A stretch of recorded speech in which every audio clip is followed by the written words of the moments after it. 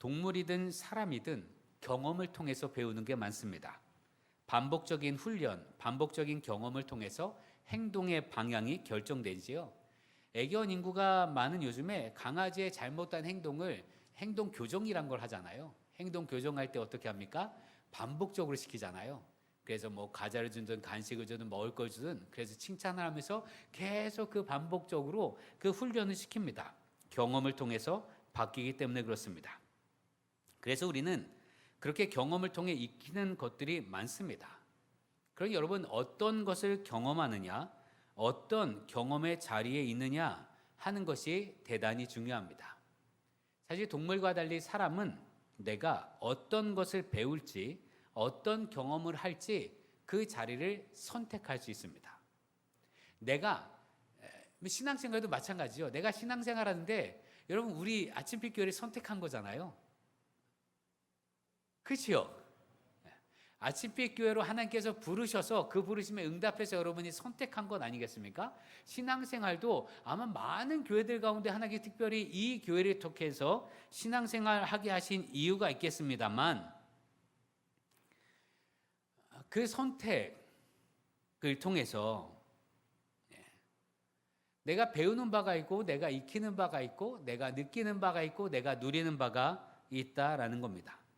그럼 여러분 선을 배우고 거룩을 경험하고 은혜를 경험할 자리를 언제나 선택하는 우리 되기를 기도합니다. 내 발로 내가 경험하는 자리를 내가 선택할 수 있어요. 근데 그걸 내가 선택하면 그곳에서 나오는 경험이 내 지식이 되고 내 경험이 되고 내 삶의 바탕이 되는 거란 말이죠.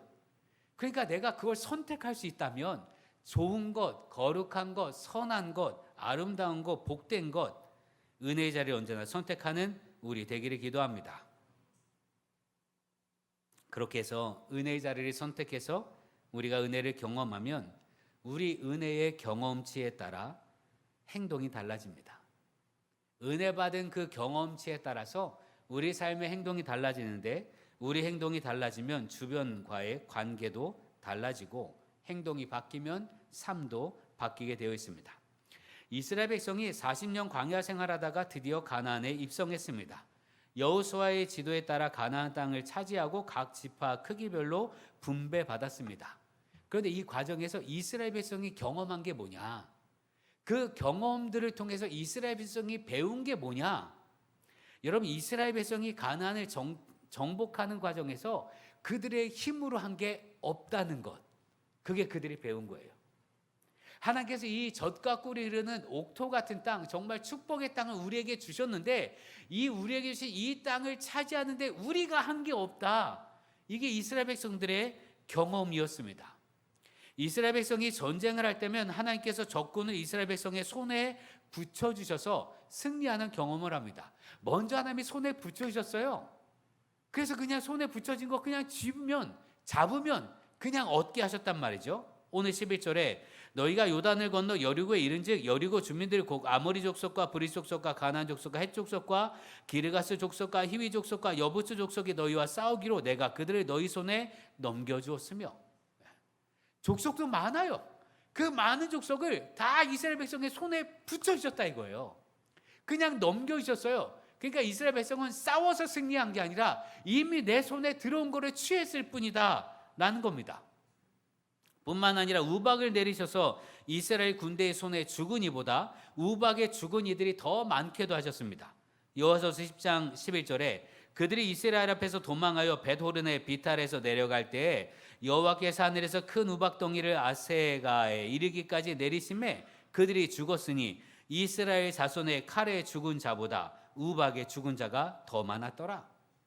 전쟁을 했는데 이스라엘 백성이 칼로 죽인 사람보다 우박, 하나님께서 내리신 우박에 따라 죽은 사람이 훨씬 많은 거예요. 그러니 그 승리를 자기들이 했다고, 자기들이 거뒀다고 말할 수 있겠습니까? 뿐만 아니라 어느 때는요, 하나님께서 벌을 이스라엘 백성보다 앞서 보내셔서 가나안 민족을 쫓아내기도 하셨습니다.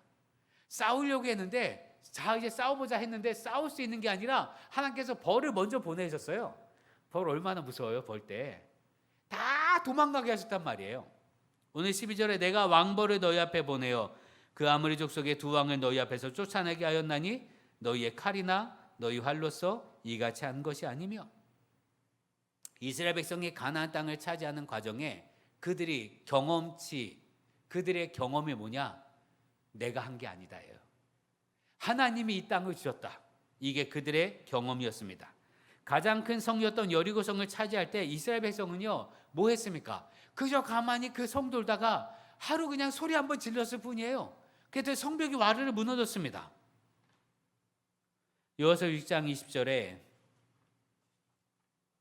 이에 백성은 외치고 제사장들은 나팔을 불매 백성이 나팔 소리를 들을 때 크게 소리질러 외치니 성벽이 무너져 내린지라 백성이 각기 앞으로 나아가 그 성에 들어가서 그 성을 점령하고 하나님께서 역사하셔서 견고한 여리고성이 무너졌습니다. 가나안 정착 하나님 때문에 가능한 일이고 하나님께서 하신 일입니다. 이스라엘 백성이 심지도 않은 과실을 먹었고 건축하지 않은 성읍을 얻게 되었습니다. 이스라엘 백성이 가나안에 들어갔을 때 하나님 말씀하신 게 야 너희가 심지도 않은 곡식을 먹을 것이고 너희가 짓지도 아니한 집에 살게 될 것이다 말씀하셨거든요. 실제로 그러했습니다. 가봤더니 이미 곡식이 있어요. 내가 심고 김 싸고 그렇게 한 게 아니란 말이죠. 어마어마한 성과를 냈는데 그 성과는 하나님께서 하신 겁니다. 이스라엘이 잘해서가 아니라 하나님께서 행하신 것입니다. 이것이 이스라엘 백성이 경험한 바입니다. 그런데 이게 한 번만 경험했냐 이거예요. 이스라엘 백성이 단 한 번만 가나안 정복 과정에 하나님께서 행하신 걸 경험했느냐? 아니요. 여호수아서 전체를 보면 그 모든 순간들마다 하나님께서 행하셨습니다. 이스라엘 백성이 한 게 아니에요. 물론 어느 때는 이스라엘 백성이 나가서 싸우긴 했지요. 근데 결국 승리는 하나님께서 주신 거라 이거예요. 이미 다 해결해 두시고 반복적으로 가나안을 정복할 때까지 하나님의 역사하심을 보여주셨습니다. 이스라엘 백성의 마음과 생각, 몸에 인이 박히도록 은혜를 경험하게 하셨습니다. 그래서 이걸 바탕으로 이스라엘 백성들은 하나님의 위대하심을 고백하였습니다. 여러분 우리는 어떻습니까? 여러분의 인생은 어떠합니까?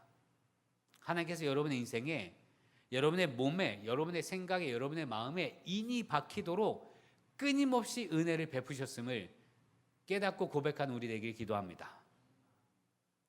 그냥 한두 번이 아니잖아요. 아니 우리 인생에 한두 번 아니잖아요. 여러분이 하나님께 간절히 부르셨던 그때가 한두 번뿐이에요? 내 인생에 단 한 번, 단 두 번, 혹은 뭐 세 번, 네 번 그 정도만 부르셨고 그 정도만 하나님께서 응답하셨냐 이거예요. 아닙니다. 우리 인생의 전반에 걸쳐서 끊임없이 반복적으로 하나님께서 은혜를 베풀어 주셨습니다. 그래서 우리가 감사를 고백하는 거 아닙니까? 그러니까 우리가 예배 드리는 거예요. 하나님께서 나에게 주신 은혜가 너무나 커서 매번 반복적으로 내 몸에 인이 박히도록 머리를 들면 생각하면 내 인생을 적어보려고 할지면 하나님의 은혜가 그대로 새겨져서 하나님을 찬양하고 감사하지 않으면 견딜 수 없도록 주님께서 행하신 줄 믿으시길 바랍니다. 그 경험을 바탕으로 이스라엘 백성들은 하나님의 위대한 일을 고백했고요. 광야에서 지내지 못했던 유월절을 지킵니다. 하나님께 감사하니까. 그러나 이 크고 강하신 손길 그리고 반복적으로 베풀어 주신 하나님의 은혜를 경험했음에도 가나안 땅에서 하나님이 아닌 가나안의 우상을 섬기게 된다면 어떻게 될까요? 하나님께서는 율법을 통해서 오직 여호와만 섬길 것을 명하셨는데 가나안의 우상을 섬긴다면 그 일이 잘하는 걸까요? 못하는 걸까요? 너무 뻔하지 않습니까? 그렇게 하나님의 은혜를 받았는데 그렇게 하나님의 은혜를 많이 받았는데 하나님이 하지 말라는 거 하는 거예요. 만약 이스라엘 백성이 그렇게 한다면 그 책임을 누가 져야 합니까? 잘못된 신앙을 갖게 되면 누가 책임을 져야 합니까? 하나님께서는 잘못에 대해서 반드시 책임을 물으십니다. 내가 하나님의 은혜를 그렇게 경험했는데 하나님의 은혜를 그렇게 많이 받았는데 오늘 내 선택이 잘못된 선택이라면 그 책임은 그에게 물으십니다. 여러분 학창 시절에 지금은 안 그럽니다만 제가 학교 다닐 땐 이런 일들이 했었어요. 한 아이가 만일 교실에서 지갑을 잃어버립니다. 그럼 선생님이 어떻게 합니까? 네, 모든 학생들을 책상 위에 무릎을 꿇립니다. 손을 들게 합니다. 눈을 감게 하고, 아니, 책상 위에 무릎을 꿇게 하고 눈을 감게 합니다. 그리고 이렇게 얘기하죠. 지갑 가져간 사람 조용히 손들어. 내가 용서해 줄게.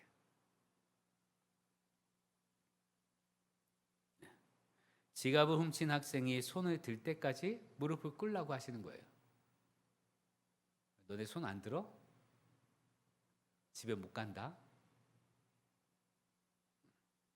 그러면서 그렇게도 말씀하셔요. 나는 너희들을 믿어.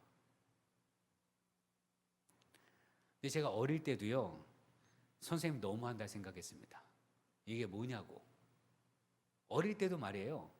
아니, 지갑을 잃어버릴 수도 있고, 혹 누가 훔쳐갔다 할지라도, 혹 그와 관련돼서 우리 모두를 다 도둑놈 취급하는 거잖아요. 제가 어릴 때도 그게 화가 나더라고요.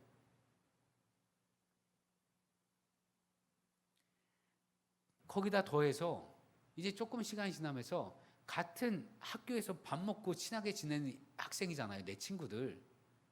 근데 내 친구 중에 누군가를 의심하게 만드는 거예요. 그렇지 않습니까?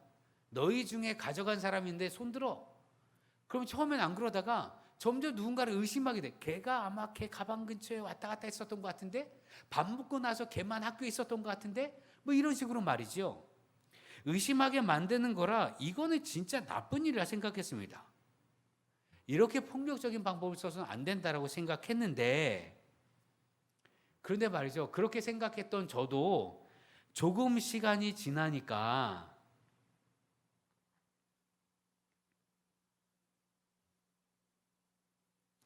어떤 마음이 들었는가 하면, 걔 왜 손 안 들어서 우리 다 힘들게 하냐 하면서 원망이 생기는 거예요. 그 손들지 않은 학생, 처음엔 지갑을 훔쳐간 누군지 모르지만 걔에서 걔에 대한 화가 막 치밀어 올라서 걔 왜 빨리 손 안 들어가지고 계속 이렇게 힘들게 라고 했다가 조금 지나서는요, 지갑 잃어버린 학생도 미운 거예요. 잘 간직하지. 지갑 주머니에 가지고 다니지 왜 그걸 놔두고 가서 잃어버려가지고 이 사단을 치는지.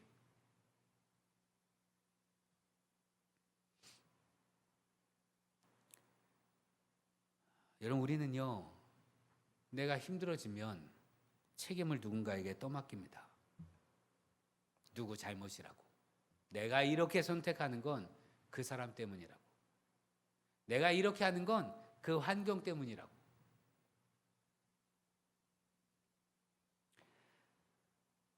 여러분, 하나님께서 우리의 책임을 물으십니다. 그런데 말이지요, 어떻게 책임져요?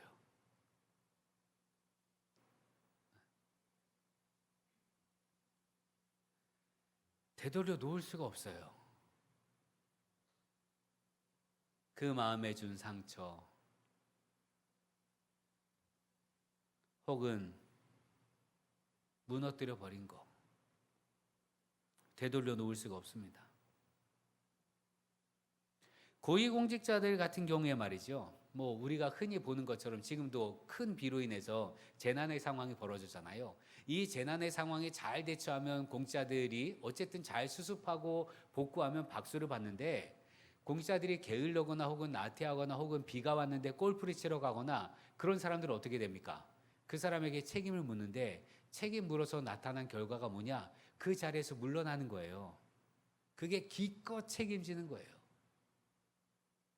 혹은 큰 비 피해를, 뭐 예전에 2년 전에 오송 지하 차도 큰 사고가 났을 때 많은 생명이 죽었잖아요.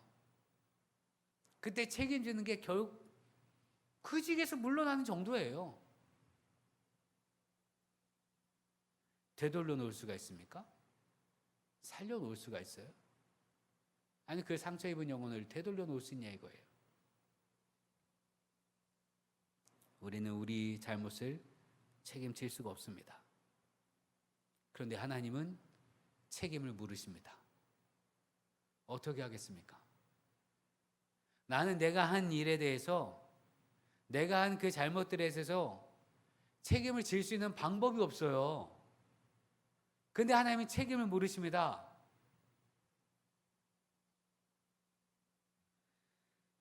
그래서 하나님께서 우리의 책임을 예수님께 대신 지우신 거예요. 내가 책임져야 하는데, 내가 죽어야 하는데 하나님의 아들 예수께서 죽으셨습니다. 죽었어야 할 내가 살고 예수께서 십자가를 지셨습니다. 그게 십자가 대속의 은혜입니다. 내가 책임질 수 없는 많은 일들, 내가 저질러 놓은 그 많은 일들, 주님께서 십자가에서 담당하셨습니다. 그래서 우리가 살게 되었습니다. 그러니 주의 십자가를 바라볼 때마다 우리의 죄가 깨달아지길 주의 이름을 축원합니다. 주님의 십자가를 보면 그냥 예수님이 모든 인류의 죄를 위해서 죽으셨지, 아니요, 그 정도는 안 돼요. 그 정도는 주님의 십자가 은혜가 내게 생생하게 살아나진 않습니다. 주님의 십자가를 보며 내가 저기 달렸어야 하는데, 내가 했던 짓거리를 보면, 내가 했던 일들을 보면 내가 저기 달렸어야 되는데 주님께서 대신 달리시고 난 이렇게 살게 하셨으니. 여러분, 회개를 종용하고 회개를 강요하고 여러분의 죄책감을 강요하려는 것이 아닙니다. 주님의 은혜를 깊이 깨달으려면, 주님의 은혜가 내 안에 샘솟듯 살아나려면 내 죄가 얼마나 큰지를 깨달아야 그 은혜에 대한 감사가 커지기 때문이고요. 그래야만 우리의 삶이 바뀌기 때문에 그렇습니다. 예수님께서 분명히 말씀하셨습니다. 누가복음 7장 47절에 내가 내게 말하노니 그의 많은 죄가 사하여졌도다. 이는 그의 사랑함이 많음이니라. 사함을 받은 일이 적은 자는 적게 사랑하느니라. 우리가 예수를 왜 조금밖에 사랑하지 않는가? 내가 용서받은 게 조금밖에 없다 생각해서 그래요. 내가 조금밖에 잘못한 게 없다 생각하니까 주님의 십자가 죽음이 나에게 크게 안 와닿아요. 내가 저 살인자보다는 덜하지요. 저 사람보단 덜하죠. 그러면서 우리의 죄책감을 자꾸 줄어들, 내 죄를 자꾸 좁게 보니까 주님 말씀하십니다. 사함 받는 일이 적은 자는 적게 사랑하느니라. 여러분, 주의 십자가 앞에서 내 많은 죄, 그 허다한 죄를 용서하셨음을 깨닫고 주 앞에 무릎을 꿇고 주님의 은혜에 감사한 우리 되기를 기도합니다. 그렇게 해서 주님을 더 많이 사랑합시다. 주님을 많이 사랑하면 그 많은 사랑을 주님께서 다 우리에게 되갚아 주십니다. 그 은혜를 누리는 우리 되기를 기도합니다. 이스라엘 백성이 요단강을 건너서 가나안을 차지하고 심지 않은 가실, 건축하지 않은 성읍을 얻게 되었습니다. 13절에 또 너희가 수고하지 아니한 땅과 너희가 건설하지 아니한 성읍들을 너희에게 주었더니 너희가 그 가운데 거주하며 너희는 또 너희가 심지 아니한 포도원과 감람원의 열매를 먹는다 하셨느니라. 하나님께서 이미 준비해 주신 모든 것을 얻게 되었습니다. 그런데 오늘 말씀에 여호수아가 경고를 합니다. 14절에 그러므로 이제는 여호와를 경외하며 온전함과 진실함으로 그를 섬기라. 너희 조상들이 강 저쪽과 애굽에서 섬기던 신들을 치워버리고 여호와만 섬기라. 이게 이스라엘 백성들이, 여호수아를 따랐던 이스라엘 백성들이 우상을 섬기는 그런 범죄를 행하진 않았어요. 민족 전체가. 아직 가나안을 건너기 전인데 왜 이런 말씀을 하셨을까? 이스라엘 백성이 잘못한 뒤에 가나안의 우상을 섬긴 뒤에 예언자들이 그랬듯이 너네 잘못했어. 돌아와. 하나님께로 돌아오라. 우상들을 버리고 하나님께로 돌아오라. 이런 경고의 메시지가 아니에요. 이미 잘못을 저지른 다음에 이미 우상을 섬긴 다음에 받았던 메시지가 아니라 아직 우상을 섬기기 전이에요. 아직 이제 거기서 살기 전입니다. 그런데 왜 이렇게 이야기를 하였을까?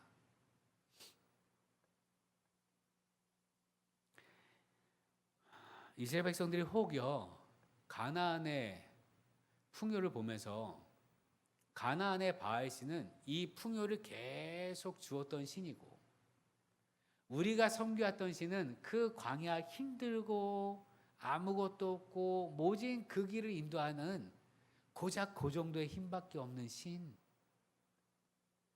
그렇게 여길까 봐. 너희를 이집트에서 끌어내서 광야를 지나게 하신 위대한 하나님, 살아계신 하나님, 만군의 주 여호와 하나님, 유일하신 하나님, 그 하나님이 아니라 가나안의 풍요를 보고 아무것도 해주지 못하는 그 우상을 마치 정말 놀라운 풍요를 주는 위대한 신으로 여길까 봐.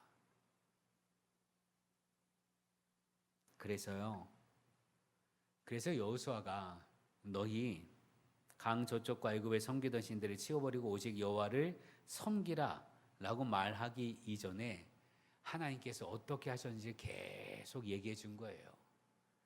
너네 가나안에 이렇게 넘어왔고 홍해 요단강 이렇게 건넜고 이렇게 이겨왔고 이렇게 성읍들을 물리쳐왔고 이렇게 하나님의 은혜를 받았다. 그러니 그 하나님의 은혜를 받았으니 너희 이제 어떻게 할 것인가? 하나님의 은혜를 받았으니 너네 일을 이제 어떻게 할 것이냐? 여러분, 하나님께서는 우리에게 은혜를 베푸시고 그 은혜에 대한 응답을 촉구하십니다. 하나님 먼저 우리에게 주신 바 은혜가 풍성함을 믿음으로 고백하는 우리 되길 바랍니다. 그 은혜를 고백하기에 하나님께 응답하는 우리 되길 기도합니다. 예, 오직 하나님만 섬기겠습니다. 예, 오직 하나님만 섬기겠습니다. 여러분, 여호수아의 이 고백 가운데 15절, 만일 여호와를 섬기는 것이 너희에게 좋지 않게 보이거든 너희 조상들이 강 저쪽에서 섬기던 신들이든지 또는 너희가 거주하는 땅에 있는 아모리 족속의 신들이든지 너희가 섬길 자를 오늘 택하라. 오직 나와 내 집은 여호와를 섬기겠노라. 여러분, 이 말을 잘 들어야 되는데, 나와 내 집은 여호와만을 섬기겠다. 니들은 어떻게 하느냐 관계없어. 이 말이 아니잖아요. 너네가 강 저편에 가서 가나안에 가서 이집트의 신을 섬기든 그 땅의 신을 섬기든 난 상관 안 할게. 나는 나와 우리 집안만 오직 하나님만 섬기면 돼. 이 말이 아니잖아요. 우리 같이 하자는 얘기입니다. 같이 하자고. 우리 같이 하나님만을 섬기자고. 나와 내 집에 먼저 하나님을 섬기는 것을 보여주겠으니 우리 같이 하자. 우리 같이 해야 살지.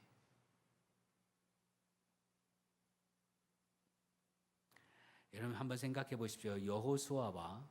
여호수아의 집안만 하나님을 섬겼다.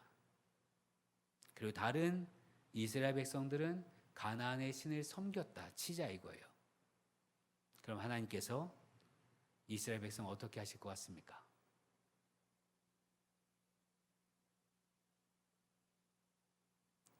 이스라엘 백성이 여호수아 죽은 뒤에 했던 일이 가나안의 신을 섬긴 일입니다. 그래서 나타난 결과가 뭡니까? 다른 이방 민족에 의해서 고난을 당하는 거였습니다. 심판을 받는 거였습니다. 여호수아의 집안이 하나님을 섬기는 순간에도. 그러니 같이 해야 합니다. 우리 같이. 그 누구도 소외됨이나 이탈함이 없이 우리 같이 섬겨야 합니다. 여호수아가 그렇게 말하자 이스라엘 백성들이 뭐라고 고백합니까? 여호수아서 24장 16절 18절을 보면 백성이 대답하여 이르되 우리가 결단코 여호와를 버리고 다른 신들을 섬기기를 하지 아니하오리니 이는 우리 하나님 여호와께서 친히 우리와 우리 조상들을 인도하여 애굽 땅 종되었던 집에서 올라오게 하시고 우리도 섬기겠다고 다짐합니다. 그러면서 하는 게 뭐냐? 은혜를 기억하는 거예요. 하나님께서 우리와 우리 조상들이 종되었던 그곳에서 우리를 이끌어내셨다. 우리 목전에서 큰 이적을 행하시고 우리가 행한 모든 길과 우리가 지나온 모든 백성들 중에서 우리를 보호하셨음이며 여호와께서 또 모든 백성들과 이 땅에 거주하던 아모리 족속들을 우리 앞에서 쫓아내셨음이라. 하나님께서 우리에게 그 많은 은혜를 베푸셨는데 우리가 어디로 가겠습니까? 그러므로 우리도 여호와를 섬기리니 그는 우리 하나님이십니다. 이 고백이 우리 모두의 고백이 되길 기도합니다. 지금도 하나님께서 우리에게 물으십니다. 내가 너에게 은혜를 베풀어 주었는데 너네 어떻게 응답할 것인가? 그 하나님의 질문에 믿음으로 화답하는 우리 되기를 기도합니다. 기도하겠습니다. 은혜의 주님, 우리에게 베풀어 주신 많은 은혜를 기억하고 감사하는 자 되게 하옵소서. 우리 인생 전체를 통해 하나님께서 은혜를 경험하게 하시고 우리 몸과 마음에 은혜의 흔적들을 새겨 주셨습니다. 하오니 은혜를 경험한 대로 은혜에 합당한 삶을 살게 하옵소서. 여호수아의 질문에 이스라엘 백성들이 화답했듯 우리가 오직 주님만을 섬기며 오직 주님의 뜻대로만 살게 하옵소서. 우리 믿음이 흔들릴 때면 나에게 행하신 하나님의 손길을 다시 떠올리게 하옵소서. 오직 주만 섬기는 믿음의 사람 되게 하옵소서. 예수님의 이름으로 기도합니다.